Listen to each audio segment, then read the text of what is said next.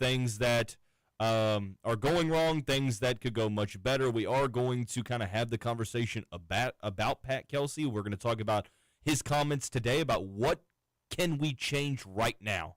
You're in the final week of the regular season. You are who you are as a team, but what can you change right now? And then we'll take a look at the final week of the regular season, because it is the final week of the regular season. Syracuse, regular season home finale tomorrow night. You've got at Miami as well. Did you just text me, Matt? Roman texted us. Roman texted us? His text. He texted us. Yes, he is stepping out of the room for a couple seconds. Okay, it's fine. The first thing that I saw was, I'm turning this off. It was from you, but this was during the North Carolina game. And I thought it was from just now with the Jelly Roll song. So I was turning this off. Oh, okay. Well, turning off the show that I'm on. My fault. I'm trying to just kind of race through some of the text, but give me a vibe check, Matt. Here we are. We're about 48 hours since Louisville officially lost to Clemson. Well, give me a vibe check, man. You just don't seem like yourself today. You're wearing the quarter zip for the first time. Yeah, I really went on full Dalton Pence mode today. I'm about quad 4 haircut right now, so we're not really there yet. But the win over Georgia Tech was huge. I really loved. Oh, we're talking about Clemson. Sorry, I forgot. I mean, if you want to talk about the Georgia Tech win for 90 minutes, we could. It's been a long time. Act like the past week hasn't happened. It's been a long time since anything positive came out of this basketball program. So, man, that win over NC State, dude, that was so dominant.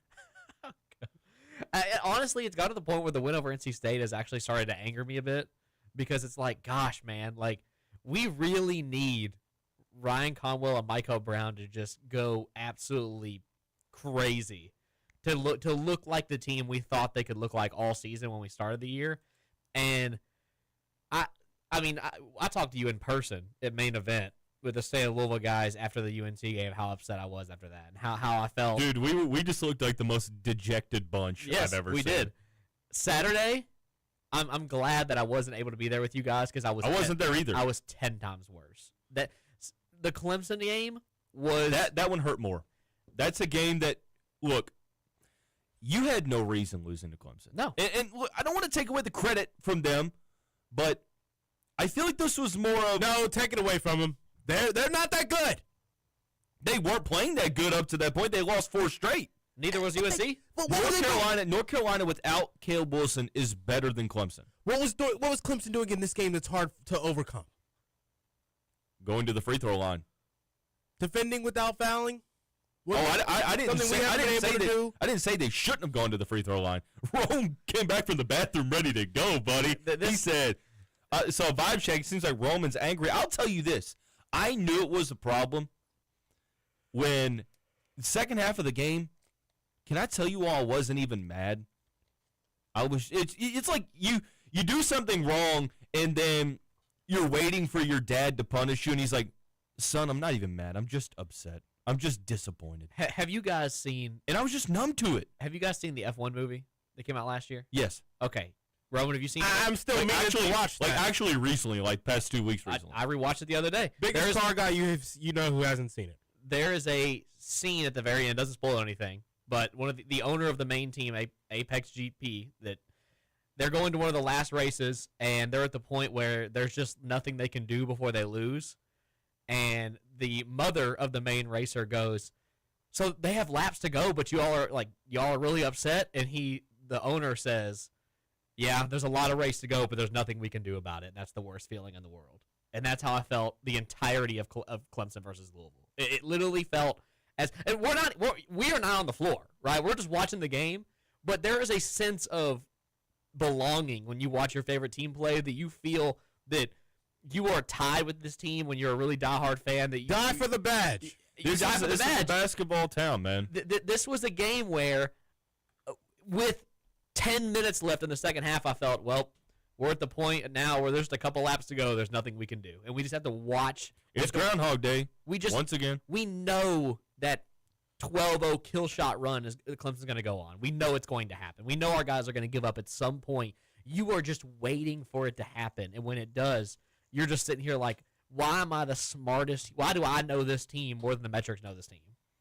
Yeah, I mean, the metrics are flawed. I mean, here's the thing. The metrics aren't flawed. The metrics don't tell you the full tale because you can't separate one from the other. Like, you have to acknowledge the metrics, but more importantly, you have to trust what you see with your own eyes. Like, you've got to trust the results as well because the results matter more than the metrics. I don't care if the metrics say you're the number one team in the country. If you are hypothetically a bubble team, that's what you are. You are who the results tell you are. Metrics kind of give you some guidelines on efficiency, but I don't care where you rank in the metrics. If you consistently lose to good teams, I mean, it's becoming more and more of a talking point. Have you seen that on social media and with the national media on TV? Is like it's becoming more and more of a talking point to where, oh, well, yeah, Louisville can beat who they're supposed to beat, but, man, Pat Kelsey can't get the win against a good team on the road, and it's just frustrating, man. It got to the point on Saturday where it was just numbing for me. Because it's becoming the norm for us. I mean, you expect it. Like, I tell you, I was expecting out of the second half, and it's sad that we're getting to this point to where we can predict what's going to happen, right? We can predict what's going to happen in these types of games. And what I saw on Saturday, it shouldn't be this way, but I felt like it was a moral victory going into halftime only down 3. But I was like, man, I just don't know that this team is going to come out ready to play in the second half, and they didn't. They got dominated once again right out of halftime, and that's unacceptable. That's been every top. There's some things that you might be able to look past. You can't excuse that. Arkansas, Tennessee, Virginia, Duke, UNC, Clemson. All 6 of those matchups have one thing in common. Louisville did whether they started out hot or they ended the first half on a good run to keep it close, and then the second half, in the first 4 possessions, lost the game. Because I don't understand how – we'll use the Clemson game, for example, because I felt Louisville played actually fairly decent at the end of the first half to keep it close. Like you said, that felt like a moral victory.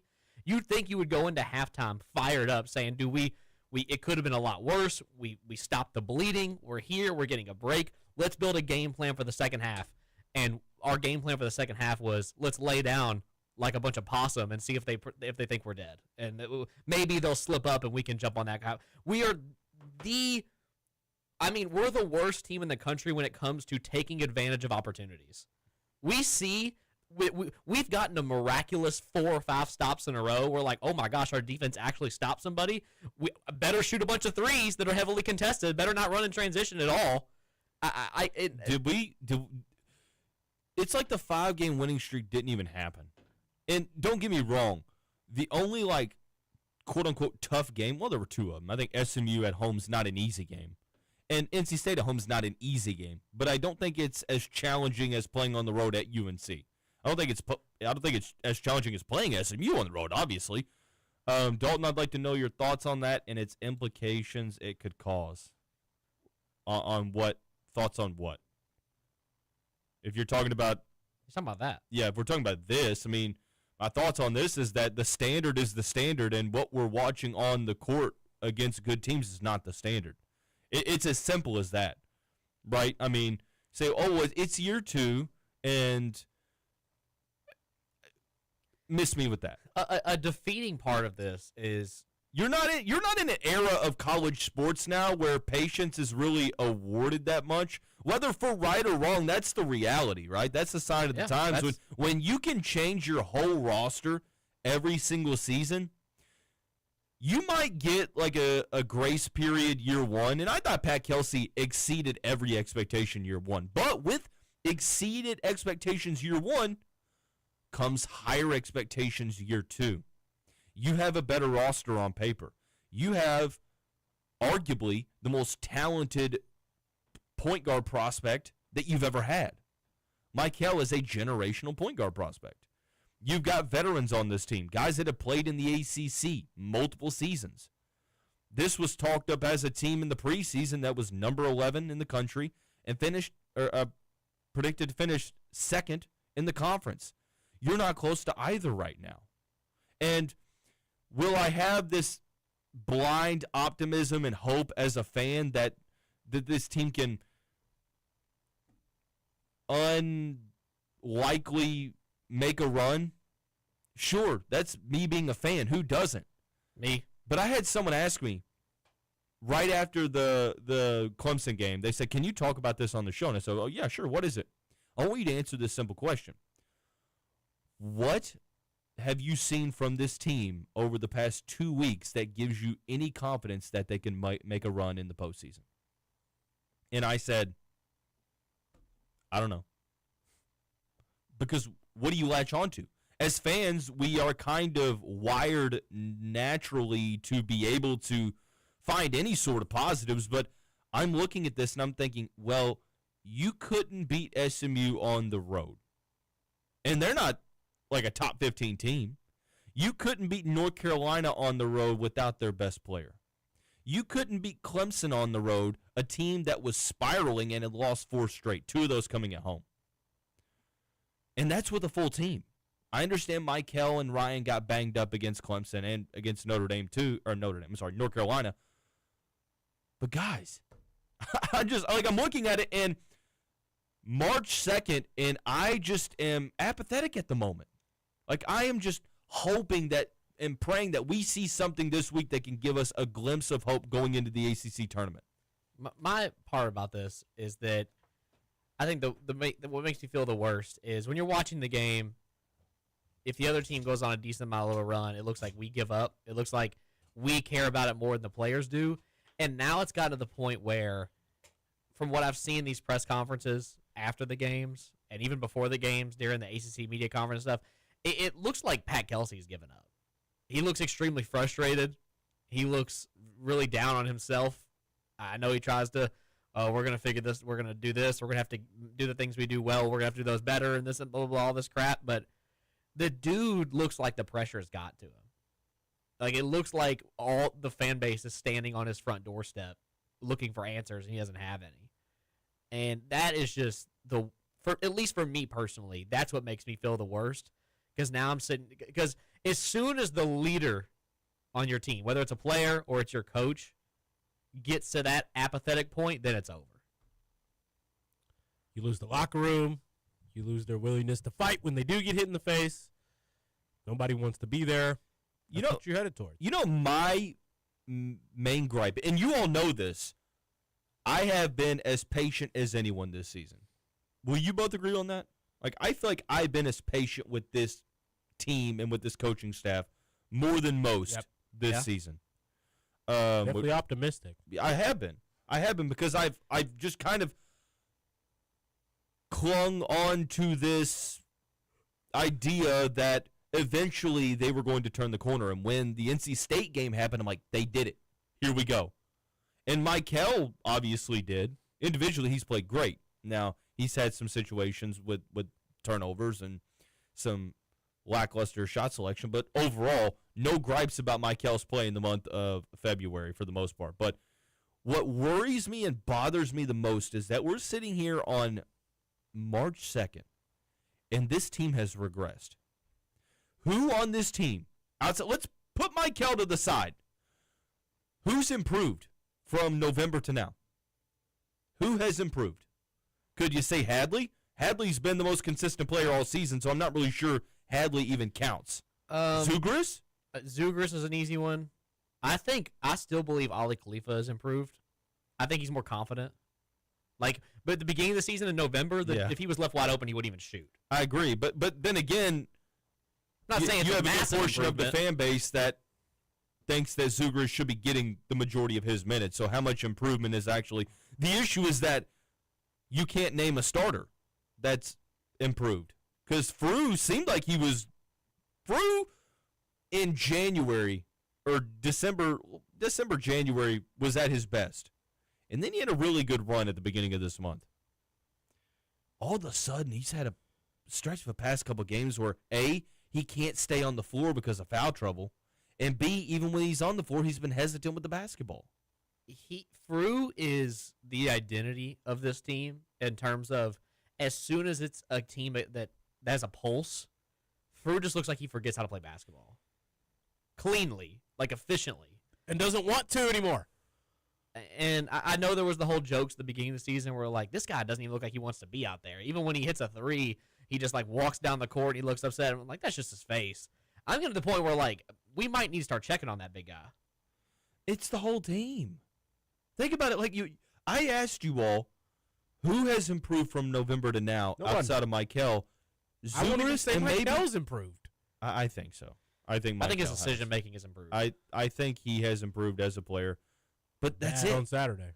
But you can't expect him to score 20 plus every single game. You can't rely on him, because that was the whole reason why this seemed like such a great opportunity. I'm about to sneeze, so somebody start talking. Can't build your team around one guy like that. Dalton's sneezing right now, just letting everybody know. Excuse me, I'm back in the game.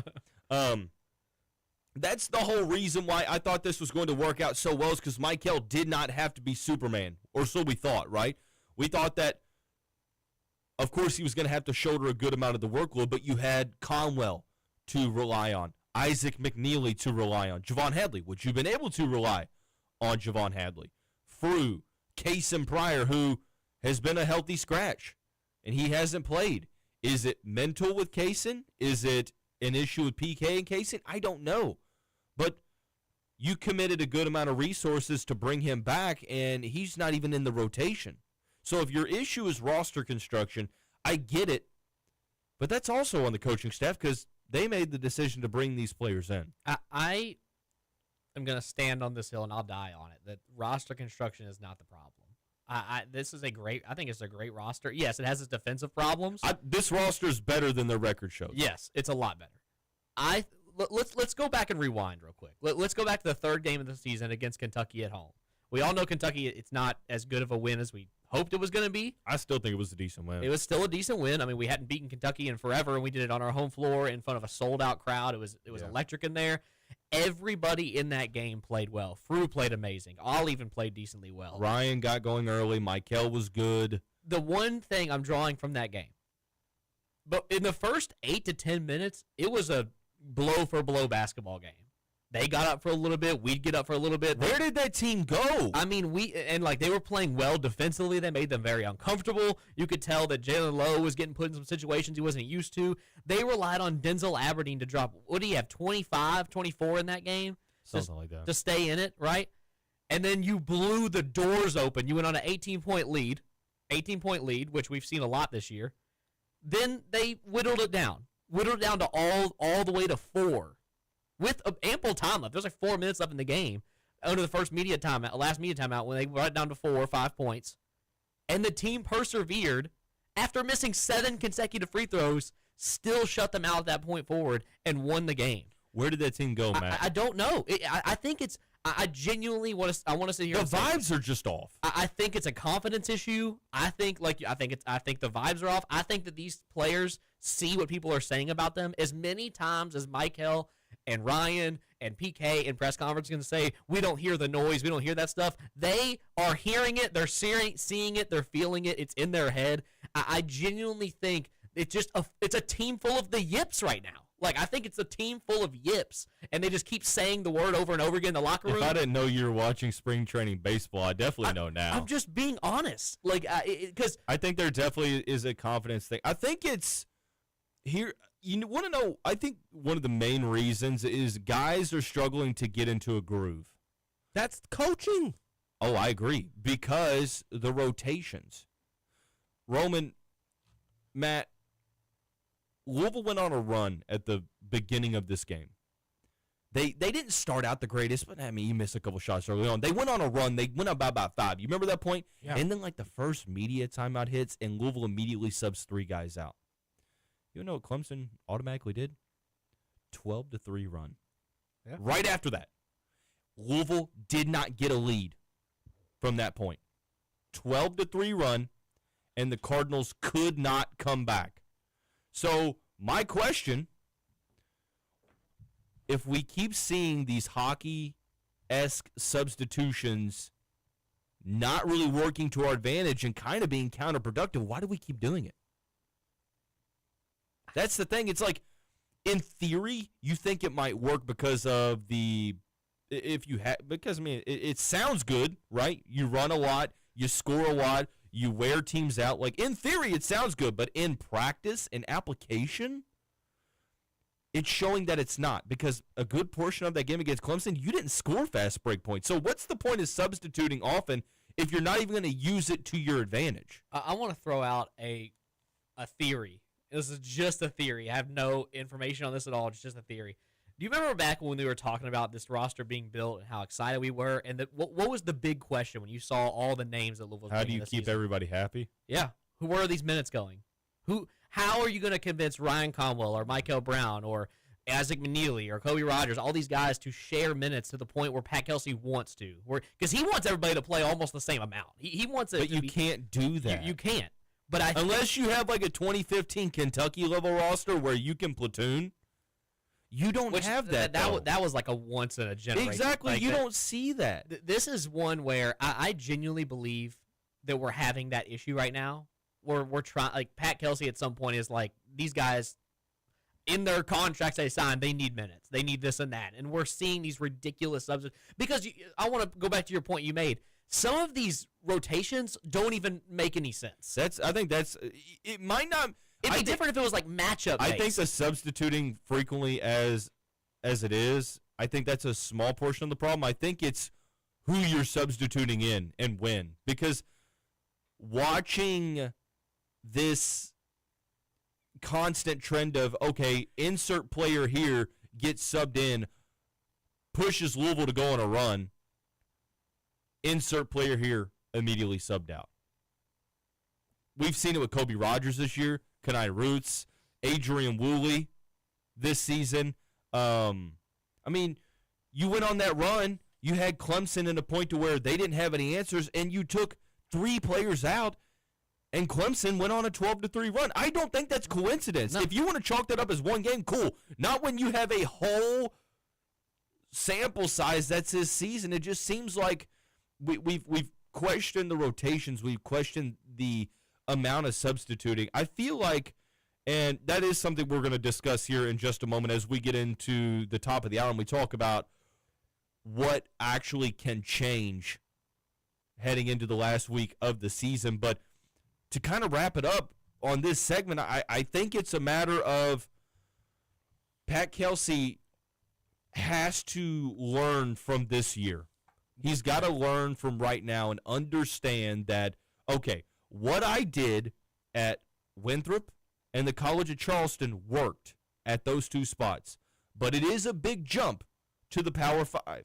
Some things that you do in the mid-majors don't always translate to the Power 5. You're seeing that in real time, because last year it was tough because you had to shorten the rotation because you didn't have the bodies.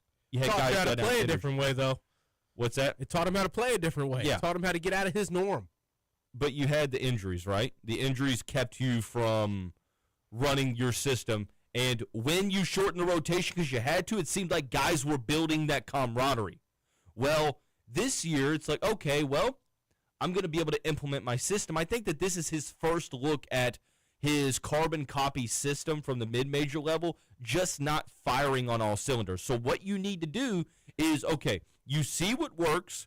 Now you have to take a long, hard look at what doesn't work and be vulnerable, right? Because it takes a little bit of swallowing your pride and say, hey, look, this is what's going on. This is what's not good enough. He kind of mentioned that there's some things they're going to try to work on, and then there's some things that had to be changed in the offseason. So when we come back, we're gonna send this to break. When we come back at the top of the hour, we're going to talk about what can be changed right now in the final week of the regular season to ensure that Louisville has a better chance in the postseason. If anything, all coming up here on Big X Sports Radio.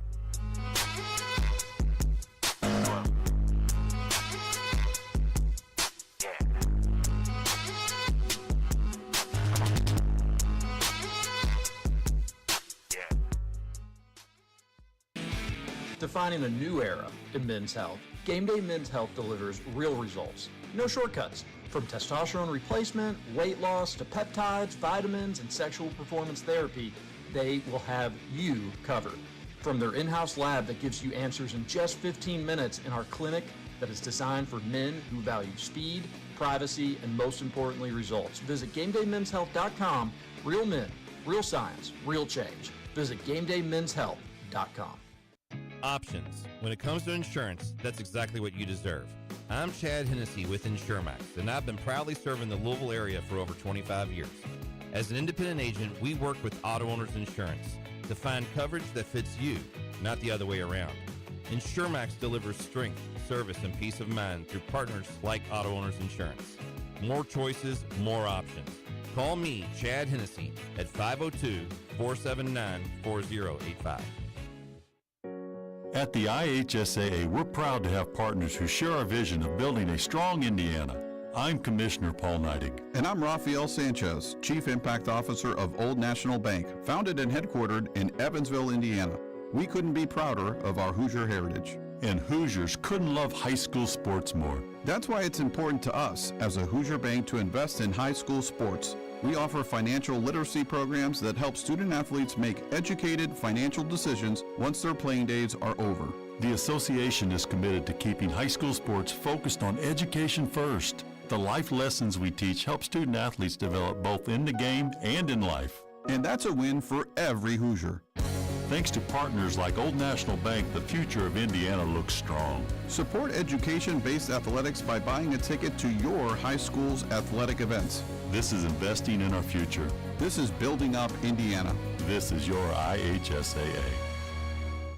United Mechanical offers specialized HVAC, refrigeration, plumbing, and electrical services for both industrial and commercial facilities. Locally owned by Germantown native John Burke, they employ union-trained technicians and have served the Louisville, Lexington, and southern Indiana areas since 2000. United Mechanical provides 24/7 same-day service, reliability, and minimized downtime. Call 502-339-1133.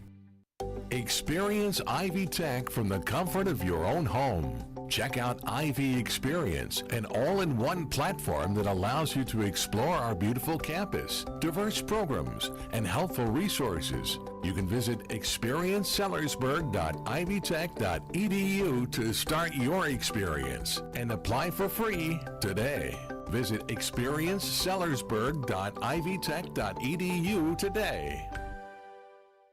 I'm Kathy Binkeman. Over the holiday, there was an attempted fraud attack. My personal banker, Mary Rose, and I networked together, and the first thing that I thought of was I have to text her. And it was just within the next few minutes, there was an entire team that came together collectively. And that's just not the type of service that you typically get from your bank. That's Kathy's story. Now let's get to work on yours. Republic Bank. Time to thrive. Member FDIC. Areas of light rain. A chilly light rain will continue for the remainder of the afternoon. The thermometer will really not move very much. Chilly and steady right around 40 degrees. Once the rain eases and shifts a little bit more into Indiana tonight, temperatures may actually gain a few degrees during the overnight into the upper 40s to right around 50 degrees. For the Wave Storm Tracking Team, I'm meteorologist Brian Good. This forecast is brought to you by United Mechanical, your trusted partner for commercial and industrial HVAC, electrical, plumbing, and refrigeration. Call 502-339-1133.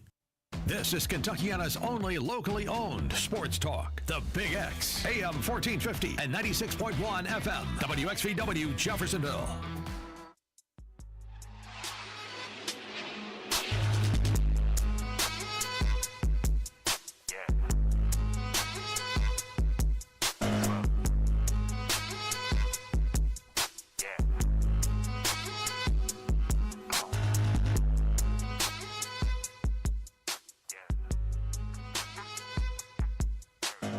Top of the hour here on this March 2nd edition of Mondays with Dalton Pence on the Big X Sports Radio, 502-414-1450, the Gameday Men's Health text line.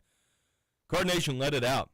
Let this be, I know that you've probably been ranting for 48 hours. Let this be your final rant before you try to get productive during the work week, and I'm hoping that Louisville can get a win against Syracuse to kind of get the vibes back on track. But, hey, it's not really going to teach you anything you don't already know if Louisville wins that game. Miami is ranked, and we will talk about the final week at the end of the show. But Texter says Conwell has gone from best player to the worst. Kobe is a waste, and Frew is so weak. I don't think Kobe's a waste. I don't think Kobe plays enough, honestly. Can I be honest? I don't think Kobe plays enough. He is you expected. It's a waste of a spot then? I mean, the thing about it is like it goes back to you have to utilize your player, like play your best players is what I think. Like I think that Louisville, if you're asking me, what should your rotation be if everyone's healthy? Now, Michael, we do have to talk about him because I know Rutherford had an update earlier that I'll let Roman update us on here in just a moment. But we're looking at what can you change right now. And one of the things that you can change right now is the rotation. You need to shorten it. So here's my starting lineup, fully healthy. If the NCAA tournament started right now, tonight, my starting lineup would be Michael, Comwell, Woolley, Hadley, and Frew. And then off the bench would be Kanai to spell Woolley. Yep. So you can put Hadley at the 3. And then off the bench, you then have Kobe and Isaac McNeely. Yep. I think Adrian Woolley, after what we saw on Saturday, he needs the chance to play 25 to 30 minutes. After what we've seen from the 2 games from Isaac, the last 2 games from Isaac McNeely. I think you need to switch Woolley and McNeely's minutes right now. I think matchup-based, Kanai needs some of those minutes. Like, I get Kanai's been struggling, too, though. Like, I understand he hasn't gotten, like, a great opportunity sometimes, but, like, over the past 5 games, he's really not been that great. But we're in a situation where literally nobody in our starting lineup can stay in front of anybody. Yeah. We've seen at least enough this season to show you that need some defense. He has the talent. Yeah. He has the ability. I think he's had a rough spell. I think he deserves the opportunity. And I'm saying matchup based. If we go against a team that's like hyper long in their starting lineup, our starting 5 just doesn't match up well against that. If a team, well, the thing about it is, it's like Pat Kelsey said it. He was like, it was a couple of weeks ago. I think Matt McGavick asked him about changing the starting lineup, and he kind of was like, I'm not going to do that. I think you've got to try something now because you can tell the fan base that you understand what's expected, but if you do the same thing over and over and over and expect different results, I mean, that's literally the definition of insanity. And I feel like our bench players get a really bad rap in terms of Kobe Rogers, Ali Khalifa, Adrian Woolley, because how can you blame these guys? They're not getting a ton of run. No, they're not. Our starting 5 is running 30-plus minutes across the board, and then you're expecting these dudes, Adrian Woolley, Kobe Rogers, specifically in the guard positions, to come on and give you the most electric 11 minutes you've ever seen. And it's like, dude, when these guys are in, they're not even in long enough to get in a rhythm in the game because they immediately come out because you have no other – as soon as Mike Hill and Ryan Conwell come out, you have no other offensive options. So you're at the point now where it's like I would love to run Adrian Woolley and Kobe Rogers, but they just get jumped on as soon as they get on the floor. Now the entire offensive stunting, they get pointed at every single time. Zugris needs to play – he needs to be the first big man off the bench. I agree. I mean, it should – the fact that we're at a point in the season where we're saying that though is that shouldn't have ever been the case. Roman, I get it, but at some point you got to do what you got. You just got to put a hand your belt. If when Pat you're losing Kelsey, at this rate, if Pat Kelsey's not going to play Case and Pryor rotation minutes, you need somebody that can come in and bang down low. That's not Ali Khalifa. But I take a step back though, and if you're in the coaching staff, we have the chance to have this conversation with Pat potentially. Play Case and Pryor, bro. What do you have to lose? I'm right there with you. What do you have to lose at this point? What are you trying to gain at this point within your rotations by not playing him? What is he messing up within with what you're trying to do on both ends of the floor? Roman, I'm asking you a couple questions. Is Louisville getting a ton of interior scoring presence from their front court outside of Javon Hadley? Okay. Are we allowing a ton of interior points for the opposition right now? Yeah. Yes. Is Louisville giving up a ton defensively? Yes. So why not? Why not give Case and Pryor? Look, Case and Pryor, when he played extended minutes against Notre Dame, he was the spark in that game in the second half, if you remember. Some really good defensive possessions. I understand. Good deflections, a steal he's not for one. Going He to hit a come 3, in, didn't he, as well? Yeah, he's not going to come in and give you 15 points. But at this point, you just need someone that can be better defensively on the perimeter. And I'm kind of, if he's a healthy scratch,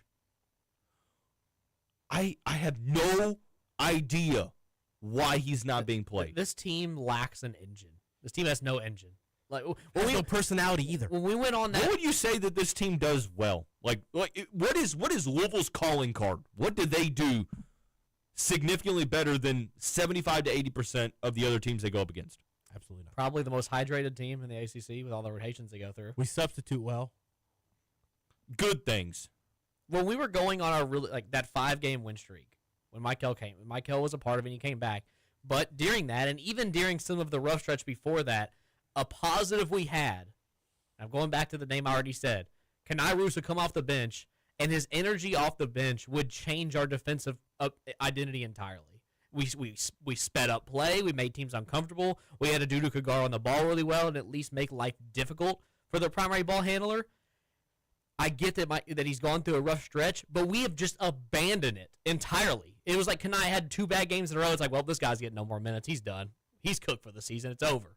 And now we have no engine. We have nobody that gets guys up off their seats. We have nobody that gets guys bought into the game.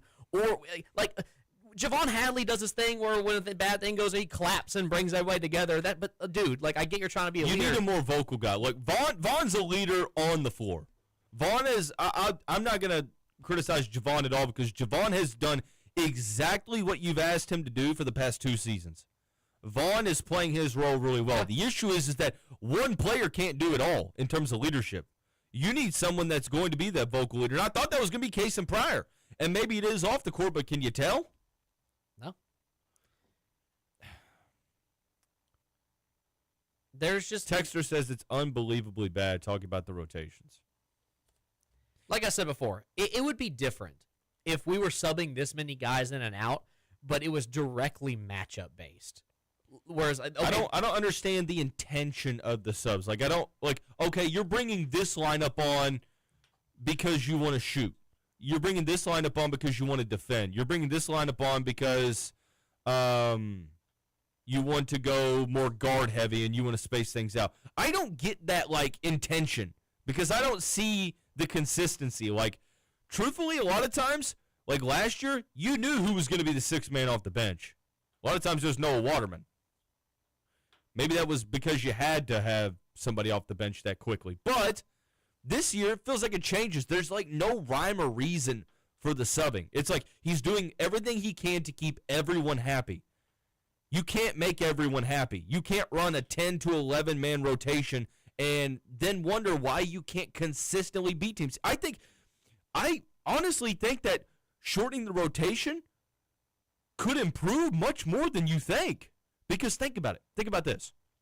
Let's say that not rotating as frequently eliminates just one of the scoring droughts that you deal with. That could be huge. That's 3 losses you had right there. Potentially. That could be huge if you change up the rotation. So when we talk about, okay, we saw Pat Kelsey's comments from earlier today about, Leopard doesn't change its spots. I think everyone needs to go back and look at the full quote. I understand what went viral, but if you look at the full quote, I'm okay with Pat Kelsey's answer. He did a great job of kind of breaking it down. He basically was talking about a Leopard doesn't change its spots, basically meaning like, our players are our players. They're not going to change who they are as players, but we can change some things that we're going to do. But, again, talk is cheap at this point. You've got to show us. And at this point, there's really not much you can change. You can't change the personnel. You can't change injuries, which, again, Michael Brown Jr. is dealing with an injury. You can't change some things, but you can change the rotation. You can change. And it's something you can change tomorrow night. You can change the amount of turnovers we have.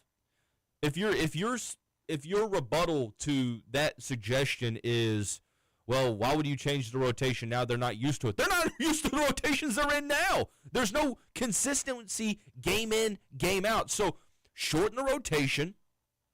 Play who's been playing the best. Like Adrian Woolley should be playing top 2 guard minutes if Michael has to miss time with injury. Vangelis Zugras should be your first big off the bench. We got a text in from Lazard guy. Is that Lazard? Is this supposed to be Lizard? Like Lazard, like Alan Lazard. There's a Alan Lazard truther in the Gameday Mens Health text thread. I don't remember the story behind it. Roman knows. I just know that that's what it's referencing to. His first ever bet he gave out was a Lazard anytime touchdown. Wow. Okay. If our portal front court doesn't look somewhat like this, we're cooked. Agreed on Pryor. He's not what he was, but he's still a better option than Khalifa. He at least brings energy and deflections on defense. 6'7" wing with bounce who can play defense and occasionally knock down open threes. 6'9" forward who rebounds/defends and has enough skill to score off offensive rebounds. 6'11" to 7'1" shot blocker who only wants to punch on people. Okay. You're not going to hear me argue. because for whatever reason, it's like we're allergic to just running size on the perimeter. I also think that Kanai Roots is struggling because of the rotations that he's stepping into. Yeah. So, what else do you think can change? I mean, this is the last week of the regular season. What realistically do you think they can change? I'm not saying they will, but they can change on the fly. Like if you had a direct line to the coaching staff, if you say, "Hey, look," that's the main thing, though. We just referenced it. I think when you look at what the best teams in college are doing right now, they're keeping their size and their defense on the floor at all times. They're never having moments that the most elite teams don't have lineups and phases of games where they're just completely opposite of what their norm is. They're bad. I can't say opposite of their norm because we experience it every game, at least for a half, right? You've got to give yourself the advantage within your personnel at all times, keeping your biggest lineups on the floor as much as you can. And I get that you built this roster not necessarily inclined to have three bigs on the floor because your versatility that you felt with someone like Javon Hadley and the uptick you thought you were going to get in Kanai and whatever Kaysen Pryor was planning to be at this point in the season. You don't have that anymore in Kanai and Kaysen like you did a couple weeks ago, like you plan to have with Kaysen. Keep your size on the floor, though, with your lineups as much as you can for rebounding and defensive purposes, and go out there and try to tweak the things you can offensively in your shot selection because you know you've got the pace and speed of play within your guard play in transition. How do you get in transition, Dalton? Good defense. Good defense turns into good offense. Stops, deflections, rebounds. Because here's the thing, it's almost kind of counterproductive. Like, okay, you're running this substitution pattern because you want to get out and run in transition, but yet you aren't really exceeding in transition. So what are you doing? You mentioned earlier, if we could take from every game that we've had a rough go in, you could take one big run out of that game. That changes. Arkansas is a different game. UNC is a different game. Outside of Duke, the second time around, every game would be different. One way you could fix that right now. Rotations. Well, rotations is one. Just taking care of the basketball. Every one of these games, we have an obscene number of turnovers in. Oh, I know another way. And most of them are they're unforced. I know another way. When you don't, okay, Matt, I'm going to ask you a hypothetical. I'll ask you, Rome. Okay, Matt, Rome, you two are in a league over at LXC, okay? Basketball league. Playing there a couple times. Men's C League. You think that'd be okay? Good level? Sure, that's fine. C League for you, Rome? Yeah. Coming off the ACL tear. It's good. Men's C League.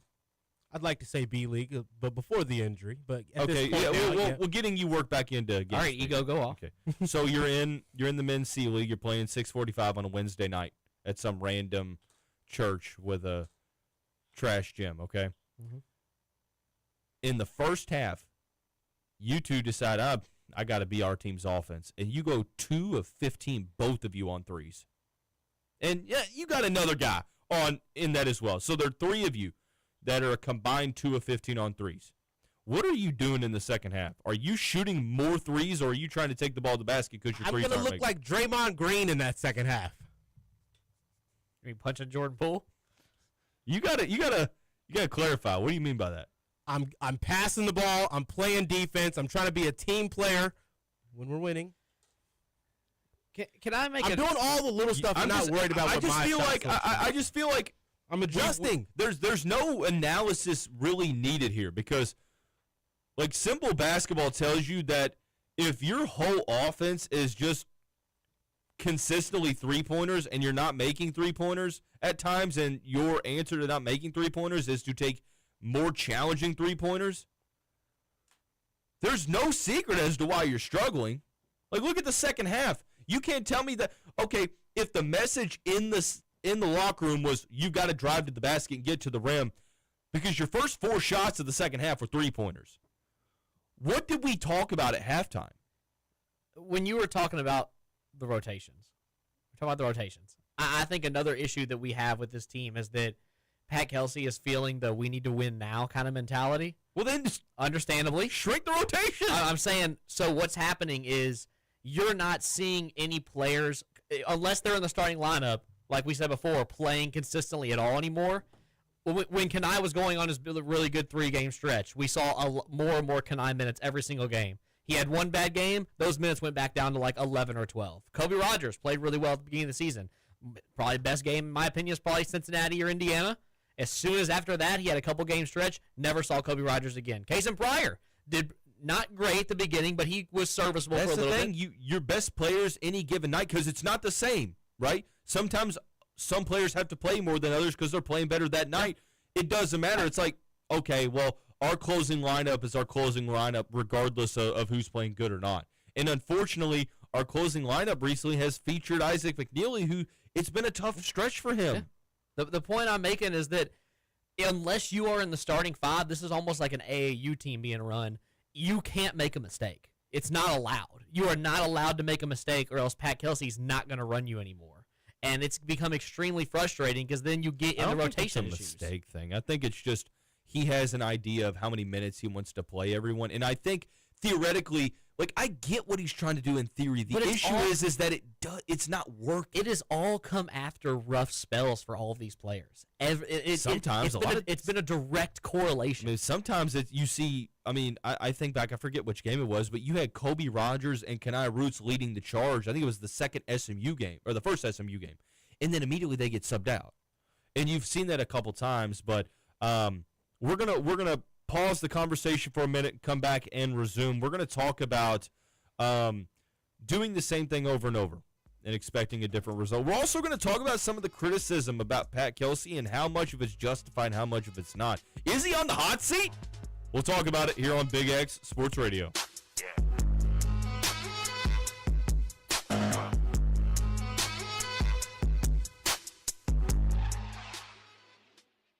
Hi, this is Dalton Pence with Big X Sports Radio. Are you looking to make your backyard dreams come true? All-America Pool has been installing state-of-the-art in-ground pools for over 50 years. A family business in Louisville, they offer everything from retail, parts, service, to above-ground and in-ground construction. Give them a call at 502-448-0300 or visit them at 4646 Dixie Highway in the South End. That's All-America Pool. Hi, this is Dalton Pence with Big X Sports Radio with a message to you from Collier Law Firm. Have you been injured in an accident or on the job? The Collier Law Firm's got your back. The Collier Law Firm is more than just a typical injury law firm. It's a team of former insurance defense attorneys and paralegals with unbeaten experience. And with attorney fees starting at just 25%, Collier Law Firm puts more money back in your pocket because they have your back, not your wallet. Don't settle for less. Trust Louisville's own Tony Collier and the Tony Collier Law Firm to get you the best results. Visit us today at CollierLawFirm.com. That's COLYER lawfirm.com. Swing into the action at Park Mammoth Golf Club, a breathtaking and challenging course just off I-65 in Park City, Kentucky. Stay in the know with the Park Mammoth Golf Club app. Get course updates, special offers, GPS, gift cards, and easy tee time bookings. After your round, unwind at the Mammoth Grill where delicious food meets stunning course views in our brand new clubhouse. Visit parkmammothgolfclub.com and experience the best in golf today. My name is Terry Schultz, CEO for the Rutherford County Area Habitat for Humanity. Republic Bank has really been a game changer. They have invested not only financially, but time to really listen so that we can move our mission forward. What I like about Republic Bank is they've come in asking, what are your needs? And I don't know that you get that any other place. That's Terry's story. Now let's get to work on yours. Republic Bank, time to thrive. Member FDIC. The plumbers, pipe fitters, welders, and HVAC technicians of Local 502's commitment to excellence can be seen in our community every day. The KFC Yum Center, Ford Motor Company, and the Omni Hotel are just a few examples of their professional craftsmanship.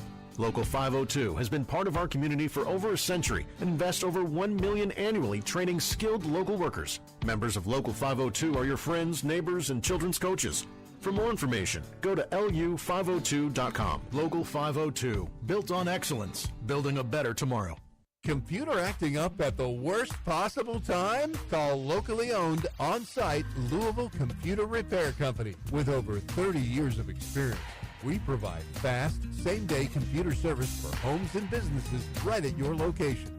No waiting, no guesswork, just expert help when you need it most. Call 502-963-3981. That's on-site Louisville Computer Repair Company, 502-963-3981.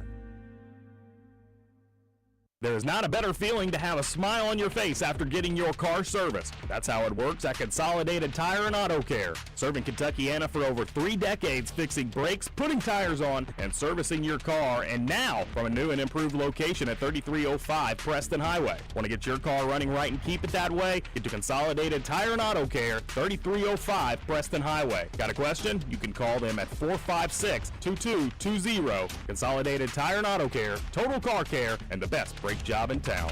Mitch Craig Heating and Cooling, serving the Kentuckiana area, specializing in residential changeout. Mitch Craig Heating and Cooling offers free second opinions. If you get some bad news from your heating and air guy, call Mitch Craig Heating and Cooling. 812-786-0469 for a second opinion. Call Mitch Craig Heating and Cooling. Again, 812-786-0469.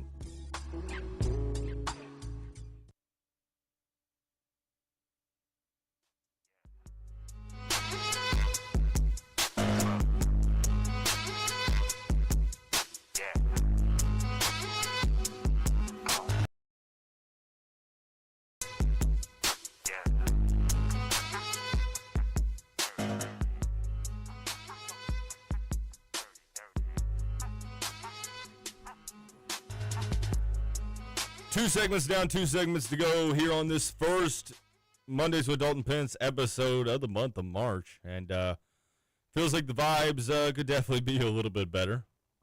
Texter says, hard to get into a rhythm for any length of time with all the bizarre subbing in and out. Makes no sense. One thing we could change is energy and focus on defense. That's about it. Don't disagree. Because a lot of this, it feels like, I'm not going to say fundamentals because it's not like a fundamental aspect. It's like, if you're getting beat on 50-50 hustle plays, that's coaching, in my opinion. And if it's a roster thing, that's still coaching. Clemson won about 5 to 6 50-50 plays on Saturday. For a good portion of the second half, that was the deciding factor right there. So let me ask you all this, because I've been seeing it a lot on social media, and I want to get your all's opinion before I offer mine, because I feel pretty strongly about this. Is Pat Kelsey on the hot seat? No. No. Okay, I'm glad that we got that out of the way, because I had some people reach out to me. I had some people DM me on Twitter, and I saw some people on social media say, well, Pat Kelsey's coaching for his job. He's not. Pat Kelsey could lose out the rest of the year, and his job's 100% safe. Pat Kelsey is not on the hot seat logistically.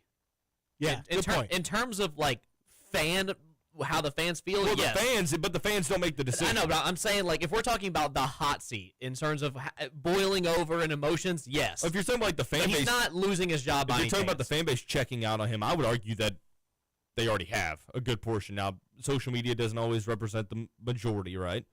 But a good portion of the fan base is kind of like, man, unless you're going to run the tournament, we're going to see what year 3 holds. Yep. And that, unfortunately, doesn't make your seat hot. Makes your microphone hot, makes your decisions under a microscope. But the tournament team will not have a coach on the hot seat unless it's multiple years of being a team that's not meeting the expectations. You're not on the hot seat. Look, they're a lock, basically, to make the NCAA tournament this year. Next year is your, like, telltale year. I want to ask you guys a question. If, let's say, the hypothetical you brought up, Pat Kelsey loses every game from here on out. We lose the first round of the NCAA tournament, we lose against Syracuse, Miami, and we lose our first round of the NCAA tournament. Like you said, he's not going anywhere. He's going to be here for next season no matter what, whether we like it or not. What would have to happen next season? What is the like a results? What's the floor for that season where you're saying, you know what, last year was a one-off, I'm bought back in? If he were to, the worst case scenario, he would literally lose out. Second weekend be your floor? Yeah. I think Sweet 16. That's the second weekend. Oh, sorry. I was thinking second game. Sorry. You're right. Second weekend. I agree with you. Sorry. I misinterpreted what you said. That's the second weekend. I'm sorry. Dog. You're right. Second weekend. I agree with that. I think it's the second weekend. I do, because at the second game, like the round of 32. Yeah. I don't think that's good enough. I don't think that's good enough. I mean, for next season, but like, if you're asking like me personally, what I would need to see to be bought back in, because if he goes into year 3 and he wins the playoff game, he's probably not going anywhere then either. I don't think that's the thing about it is like there's a disconnect between how the fan base feels and the decision making, right? Because like the powers that be making the decisions, because there's a lot that goes into firing a coach, and I'm not suggesting that Pat Kelsey is or should be on the hot seat.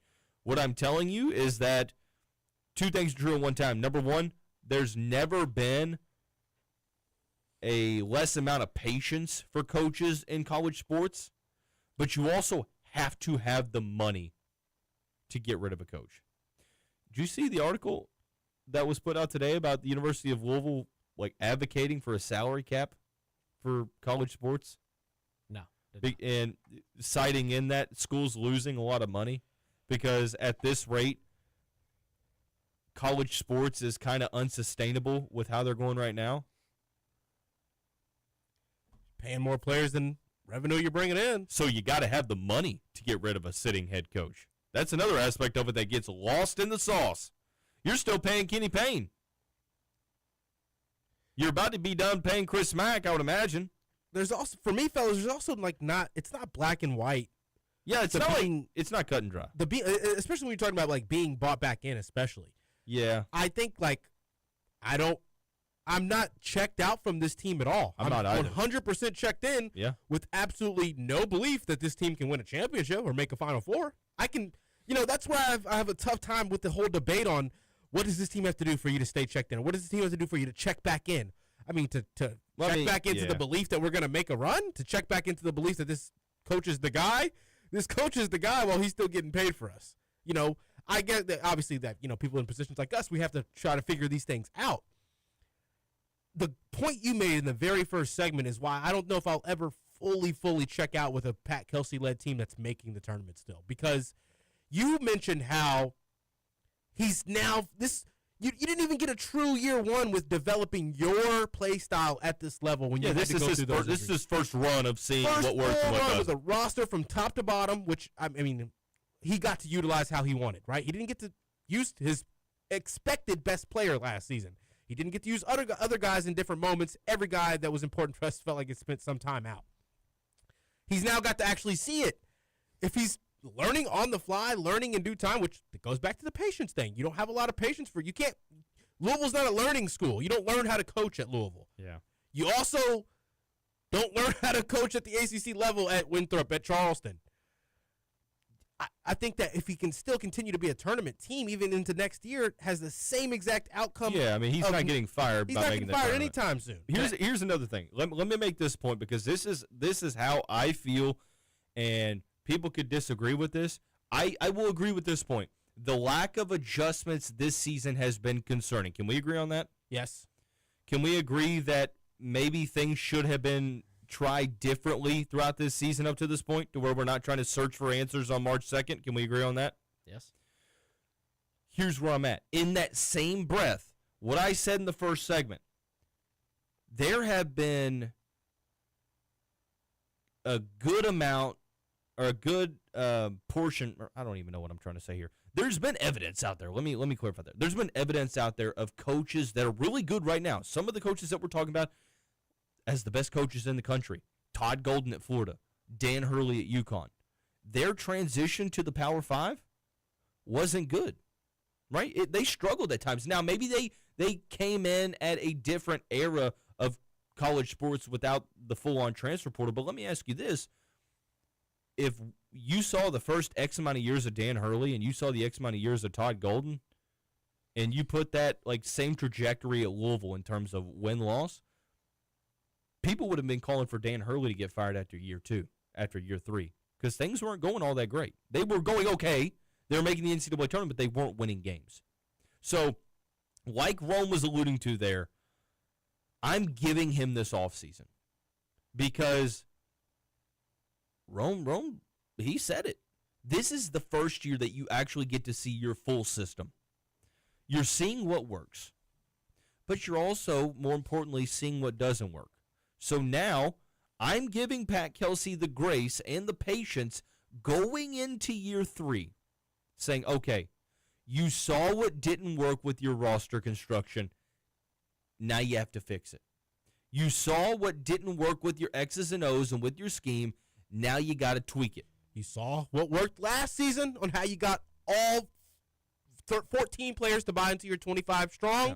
You saw how that didn't work for all 14 players this So season. You've got to go into year 3 understanding the pressure. And that's one thing. Like, I am cheering so desperately for Pat Kelsey to find it out because the guy understands it.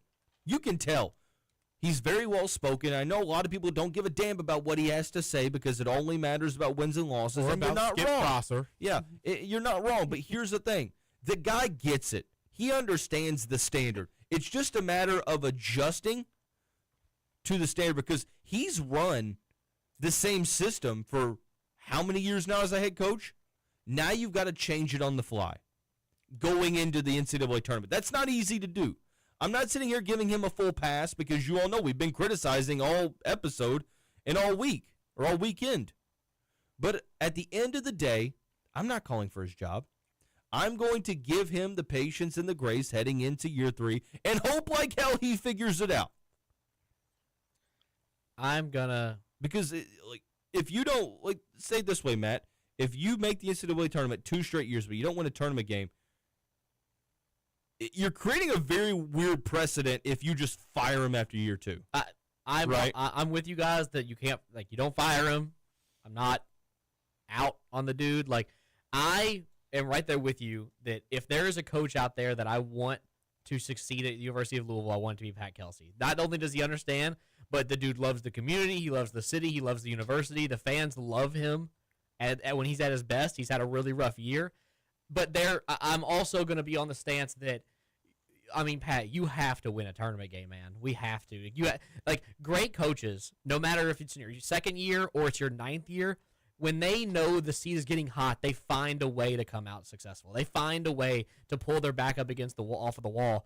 And I think the unacceptable trait of this one season, if we're boiling it down to whether you want to say it's rotations or the turnovers or the defense, whatever it is the stubbornness and lack of adjustments. That is what it is. It's you are seeing and hearing the voices. You're seeing all the tweets. You're seeing all the things written about you. You're seeing all this stuff, and you're going to constantly go into press conferences and say, well, we're not listening to the noise. It's this and that. We don't pay attention to that stuff. Okay, well, maybe you should start listening to it because some of the stuff is viable, logistical, constructive criticism.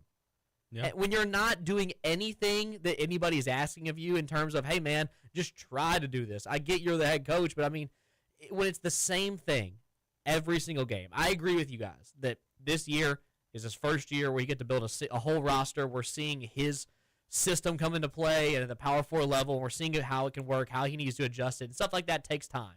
All season I've been an advocate for, even in this landscape of college sports, coaches who are coming up to the Power 4 level still need time to develop.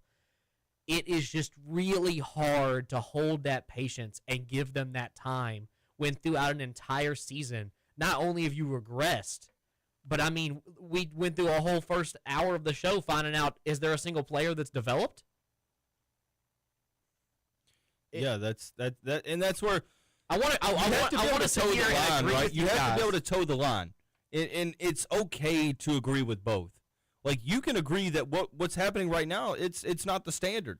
There are many things going on that's not just basically roster construction. It's in-game coaching. It's scouting. It's game planning. It's substituting. You can also understand that not every coach has had it figured out immediately. So not to completely just take away all the blame and the criticism, because we've criticized plenty, as you all know if you've listened to the show for the past hour. But the silver lining is that this was an investment, right? You brought in Pat Kelsey knowing that he probably wasn't going to be an elite head coach right away. You were hoping that he just was able to learn and grow into one. Year 1, you exceeded expectations. Doesn't take away from what you did last year. Year 2 hasn't necessarily gone to plan. You got to do everything in your power, because the way that you end this season will dictate the noise in the offseason. Because if you go out there, look, I think that if you go out there and you win a tournament game, there's going to be criticism, but I think it gets quieter, because winning a tournament game is what we've wanted, right? Yeah. Now, You win the first game, you get blown out the second game, maybe not. But if you make that second game competitive, and I don't like these moral victories, but that's where we're at. No, I mean, you're right. I want progress. If we were to let's go back to the hypothetical we said earlier. You lose out. You have a horrible end of the season, but you win your first tournament game. Pat Kelsey gets the monkey off of his back. You now have a tournament win in a Power Four level, against serious competition. You're not getting there through the College of Charleston or Winthrop. You're at a level where you were expected to go every year. You finally get that first one. Louisville fans will remember what it feels like to win a tournament game and be more thankful once again. We've been so deprived for 2017. Just win me a tournament game at this point, man. Win a tournament game, and I will go out on a limb and say that at this point, we're understanding this is not a national title contending team. We're not expecting elite. You got to show some postseason. You have to show the ability to grow, right? Yes. If you go out there, and you don't need to win by 30, but have a good showing in the first game where you control most of it, you think, wow, this team went out there. They were locked in. They were ready to play. They were motivated in their first game of the tournament like the team was last year. Rough ending, but they were the same thing. If you show the same thing and you get that first tournament win, I will guarantee that you'll start to see the fan base regress and be like, dude, I forgot what it feels like. Like you'll remember that was last year. It's gonna be a collective sigh of relief. Exactly. Remember last season, the whole thing was I'm never gonna take making the tournament for granted ever again. And then we are immediately sour because we felt like Louisville was understated. Exactly. And then they got beat. If you win that first tournament game, you will have that again. It's the adrenaline rush, dude. We live in such How'd we lose it so quick? What do you mean?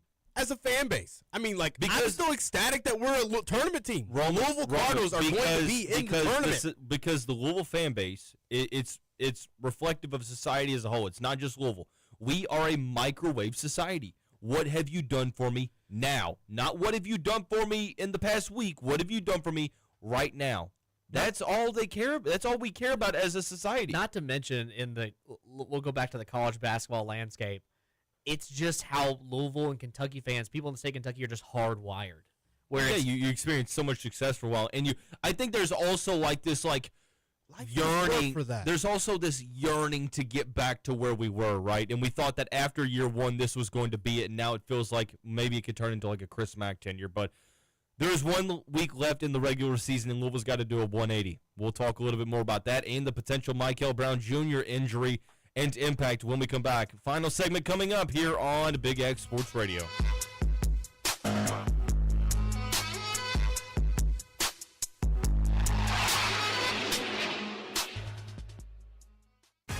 All right, Cats win, Cards lose, Hoosiers don't show up again. I mean, there's been games where they haven't shown up, but I think more than how many points their bench scored? 0. Yeah. The bench didn't show up. I think T-Rock showed up a little bit finally. Yeah, finally. It is March, baby. Woo! Madness. It's close. I can taste it. Spears on Sports. And Tony. Weekday mornings at 10, followed by the Hoosier Report at 11 on the Big X Sports Radio. Calling all young golfers. The PGA Junior League at Old Capitol Golf Club is the perfect way to learn the game, make new friends, and compete in a fun, team-based environment. Open to boys and girls of all skill levels, our PGA Junior League is coached by PGA professionals, helping kids build confidence on and off the course. Join the team and experience golf like never before. Sign up today at Old Capitol Golf Club and let's tee it up. Visit oldcapitalgolf.com to register now. Meet Zach. Day and night, rain or shine, even just out for a spin, Zach gets around. But we know Zach, and at Indiana Members Credit Union, we know he's been saving up to trade up. IMCU is here to help Zach and you drive your dream. Lock in your rate with pre-approval. It's fast, free, and makes buying the car of your dreams easier.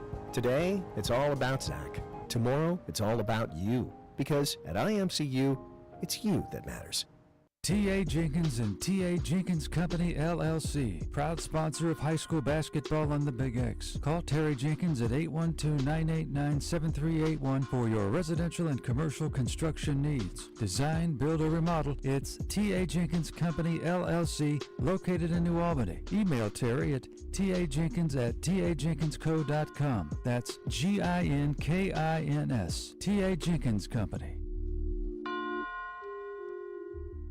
I spend my days teaching 5th graders that big things are built one step at a time. And at home, we're living that lesson. I'm Kevin Miles. I'm Rachel, wife, teacher, and we're getting ready to welcome our baby boy. We can't wait. We're practicing being big siblings. Crawlspace Medic is our family business, built on one simple belief. Your home should feel safe, comfortable, and healthy for the people you love most. Crawlspace Medic, a healthy home starts from the ground up. You can find us at crawlspacemedic.com. For over 75 years, Callista Smith has become the most trusted agency in Southern Indiana, providing the best protection for your home, auto, and business. We've built trust for thousands of satisfied customers. As a family-owned, independent agency, our experienced staff selects just the right options to meet your needs. We feature Auto Owners Insurance, an industry leader. Auto Owners stands for the best in life, home, car, and business insurance. Callista Smith Insurance. We're here for you. Medical professionals today advise our elderly and disabled parents to interact daily with their peers. It helps keep them both physically and mentally active, and possibly even avoiding dementia. Buena Vida Adult Day Health Center is one of the Louisville area's most trusted and professional agencies. Buena Vida brings a much-needed multicultural approach to adult daycare, also offering home care, case management services, home-delivered meals, and more. Visit online at buenavitaky.com and schedule a visit today. Funded by traditional Medicaid and private pay. Are you looking for a relaxing round of golf? Make sure to check out Wooded View Golf Course. Just minutes from downtown Louisville, this 18-hole course is nestled amidst the serene landscapes of Clarksville, Indiana. With a full driving range, pro shop, and bar and grill, Wooded View will have everything you need to have a great day out on the course. Make sure to visit their website at woodedviewgc.com, or you can call the pro shop at 812-283-9274 to book your tee times for Wooded View Golf Course.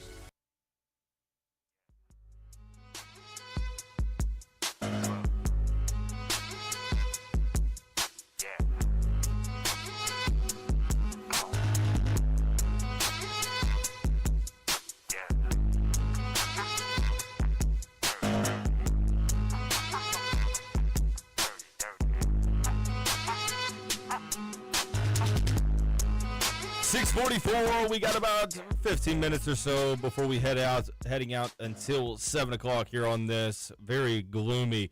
Lance McGarvey tweeted out, "I'm tired of this damn weather." Retweet. This has been a rough day. Hopefully it gets a little warmer and a little drier as the week goes on. But 502-414-1450, the Gameday Men's Health text line. Lazar Guy chimes in and says the Q1A record and how we look in those games is unacceptable. All of the criticism is valid in that department. You're spot on. It is. And, again, don't take advocating for patience in the offseason to mean that we're taking away the criticism of now, because definitely not whatsoever, because Pat Kelsey has to find some answers. And you have to find some answers pretty quickly. This is the final week of the regular season. Syracuse tomorrow night, and at Miami, who is now ranked. That is a pretty good opportunity to pick up a signature victory. Just saying. Rome, can you enlighten us as to what Mike Rutherford said earlier today about Michael Brown Jr.? In regards to which? The game from? The injury. They haven't. He didn't give out a lot of clarity. He said that it's seeming like there's a good chance he's out tomorrow. Okay.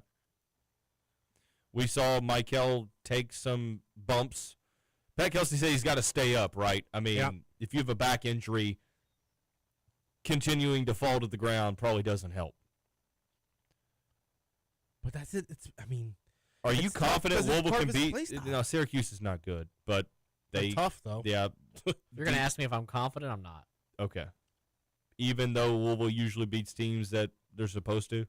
I mean, we watched on our home floor. We do. That's what I can. Yeah, we watched us struggle against Boston College. We watched us give up multiple 12-0 runs to Georgia Tech, a horrible team. I get it. Yeah. It's one where, I mean, Syracuse beat Tennessee earlier in the season. Like they have. Yeah, but they've been free falling. But I talked to the Locked On Syracuse host today in our crossover show that you saw got posted before I did. Funny enough, I mean, talking about a guy who maybe was like, maybe I'm the what one is this team's kryptonite? And he's literally like everything. Like, oh, okay. He's like, what does Syracuse need to do offensively to have a shot in this game? Well, they need somebody to be a hero and score 40 points. And I'm like, oh, well, we're good for that. Well, we'll help you figure that out. Unfortunately, Louisville is prone to giving up some large scoring outings. So I'm at a point right now, at this particular moment, I physically just do not feel comfortable being as confident as I was earlier in the season with this team in any game. Yeah. Because the issues aren't, oh, man, we played against Duke and got smacked around. Cam Boozer gave this. Isaiah Evans had a great game. Cam Boozer did this. It's against everyone. It's simple mistakes that are coaching based.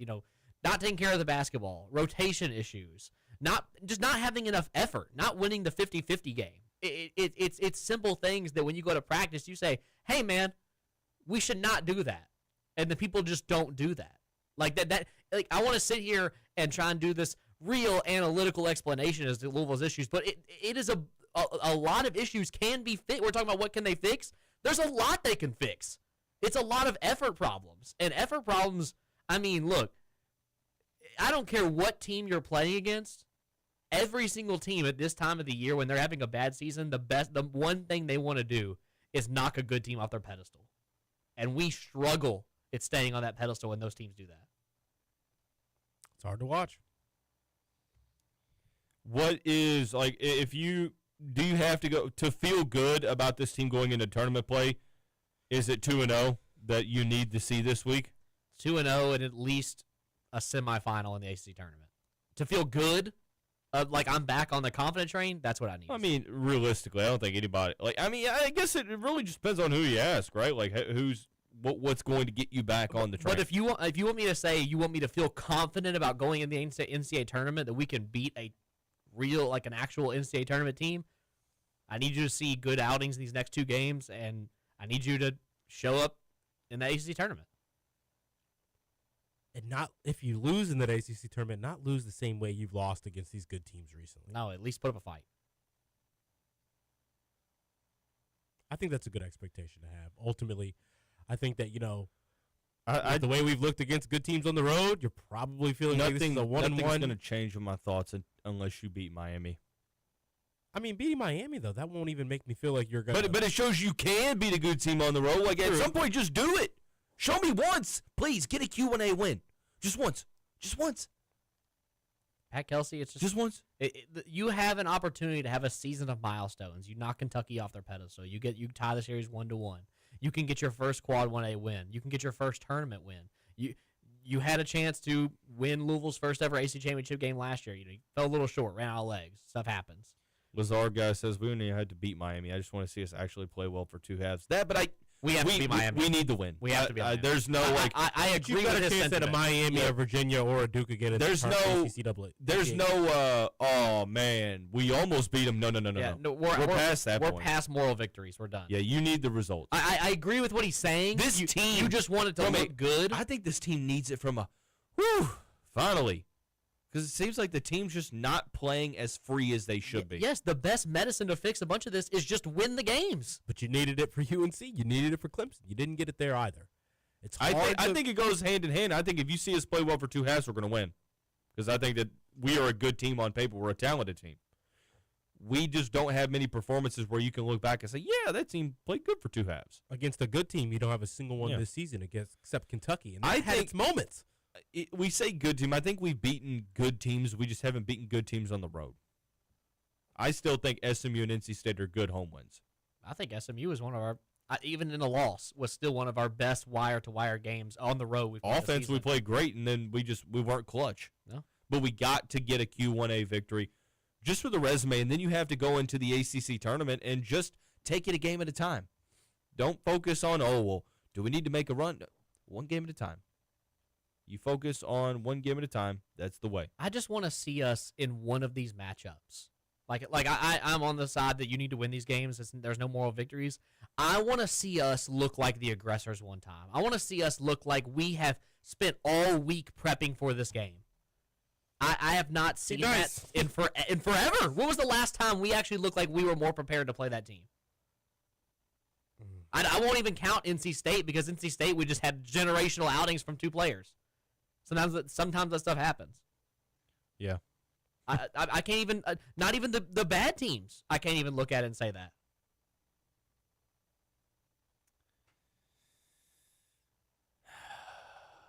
I'm really racking my brain trying to find one. I can't. This was fun, guys. Oh, man, what a show. It's just, everyone's kind of it's tough, man. It's tough for sure. But if Michael has to miss time, like if you can't beat Syracuse without Michael, there's a problem. Miami's a different story. I don't think you match up particularly well with Miami, but sure would be nice to get that victory over the weekend. Yeah. So feels like the vibe shouldn't be this way. I'm sitting here at 6:52 and I'm just kind of exhausted, man. I'm just tired. And another thing I will tell you that bothered me about the press conferences, like you say whatever you want about the rat poison comments. What got to me most in that answer is when Pat's telling you about how attentive and excited they are in the film room. And I sit here and I look around and I say, what are we talking about then? Yeah, what movie are we watching? Are they watching Shawshank Redemption in there? Could you blame them, though? It's a great film. That's what I'm saying. That's why they're excited. Top 3 film of all time. It's like, you remember The Longest Yard with Adam Sandler when they sneak into the movie room to watch film? They're watching that stupid Connie where they're like, all right, the guards are gone. Is that what we're doing, but we just never turn the game film on? The guards are always in there. They're never leaving. Andy Dufresne. Oh, my God. Dude. But it's like, how are you watching film and deciding to do the same thing over and over? How are you are dissecting this much more than we are. Yeah. Why is it that you aren't trying anything different? You say you know that things are going to happen, but it's the same things that happen. He's supposed to be the analytics guy. He is the guy who yeah. deep dives into the numbers and the film, and he's the guy who, if anything, he's going to be the most prepared one of the two coaches on that floor that night. He is going to know the ins and outs of how the other team works at all points, at all moments. It looks like the dude's confused out there. It looks like the Kenny Payne, well, they surprised us. I didn't think they would start scoring. And it's one where last year you hung your hat on because Terrence Edwards and Chucky Hepburn, I mean, they stressed it at the media. I'm in the film room every day. I'm working out every day. They were getting excited to play against great guards in the postseason because they wanted to test themselves. Yeah, I think we're petrified. It's just like in football this year when we were like, gosh, our defense is looking really good, but then the stats started to come in every time we played a competent quarterback. We were getting torched. Like these guys, I just feel like these guys just don't step up to the plate. And when it's like a mental thing for whatever reason. Yes, like when the lights get the brightest, they just turn off. They haven't been taught they haven't been coached through adjusting. They haven't been coached through getting smacked in the face. They didn't have those practices where we're not going to get any of the shots we want. How do we respond to this? That's not how this team got coached early on, and you can see it every single time we go off to a deficit or get hit in the face. Yeah. It looks so uninspiring. As much, and I want to agree with you guys that, look, I already said it. I want Pat Kelsey to be the guy. I want him to be here for a long time. It's just, you've got to give us something. Whether it's a quad 1A win finally, which everybody desperately needs, or just a performance against a quad 1A team where you took criticism and you thought, guys, this one's on me. We made the adjustments. If Mike Hill's having a bad game, put somebody else in. Let Adrian Woolley go off. If somebody's sit some guys down, shorten the rotations, figure it out. Make it seem like you are actually putting the effort in your time off the court. Because you just haven't. You keep saying you are. Yeah. But you don't prove it. Talk is cheap. You talk the talk. Got to walk the walk. Gosh, I can't believe we're here right now. In the studio? Both. I can't believe people you are still having us on completely air. tried to be just like me and wore a quarter zip, knowing damn well that I was going to wear my quarter zip. Well, I knew. I wanted to be Dalton Pence today. So when I go to the Louisville game tomorrow, should I wear a quarter zip just for the vibe? Which color? I'll wear one. Are you going? Yeah. I'll be there. You want to wear red or black? I don't know. Which one are you wearing? That's one I'll be wearing. I don't know. That's why I asked you. Rome, decide for us. Go white. White? Okay, I can do that. Good pick. I got it. I'll wear the Valhalla quarter zip tomorrow. I'm wearing a red or black one. Rome had to be difficult. I liked it. thinking outside the box. I'm just going to go tomorrow, and I'm going to show up, and I'm going to cheer. And we're all going to know who you are. We're all going to know exactly where you're at every moment. Is that him? Call it how you see it then. Let's hear it, Dalton. Well, I guess so.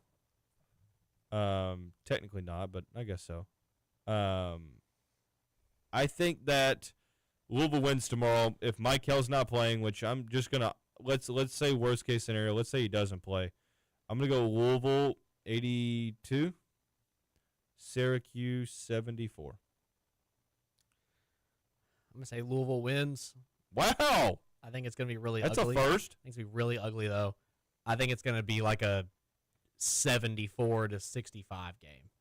You just had an 8-point difference, so you put it to 9. When I say ugly, I meant like it's not going to be a high-scoring outing. I thought it was like in response to mine. You're like, I'm going to say it's going to be really ugly, but they're going to win by 1 more point. No, I don't think it's going to like be a sweat towards the end. I just think that it's going to be a really big struggle offensively.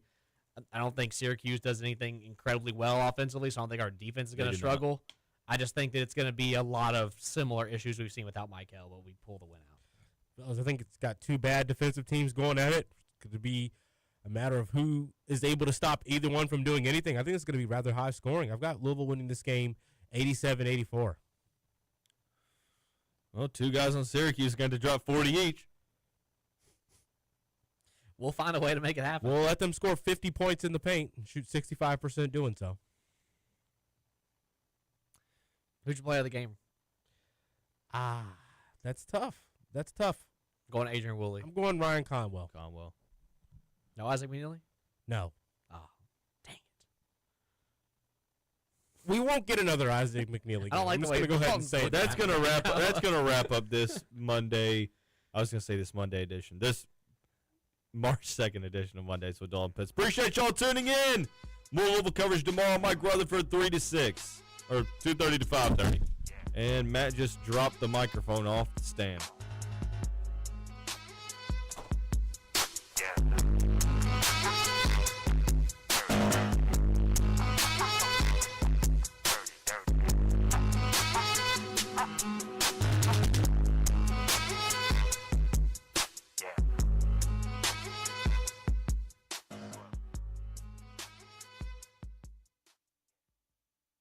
This is Kentuckiana's only locally owned sports talk. The Big X, AM 1450 and 96.1 FM, WXVW Jeffersonville.